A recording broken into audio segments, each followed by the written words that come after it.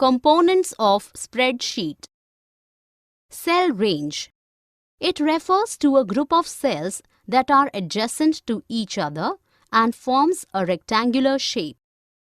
Active cell. The cell which is clicked or where the mouse pointer is currently becomes an active cell. Formula bar.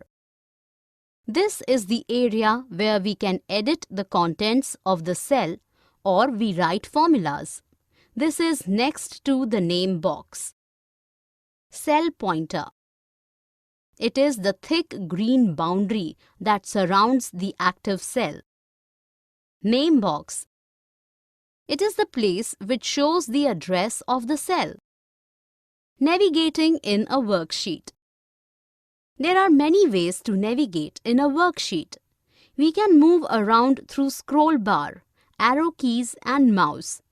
The first method through which we can navigate through worksheet are using various key combinations. We can use various combinations of keys to move in the worksheet. Using the name box. We can directly move to a particular cell by typing the address of the cell in the name box. For example, if we want to move to cell C8, then we can type C8 in the name box and the cursor will automatically reach there. Using the Go To dialog box.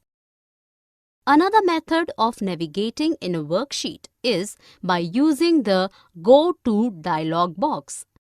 We can go to Edit menu and click on Go To option. Enter the cell address in the reference text box. As we press Enter key, the cursor will automatically move to that particular cell. For more such videos on all subjects, practice questions and a lot more, download iPrep and learn unlimited.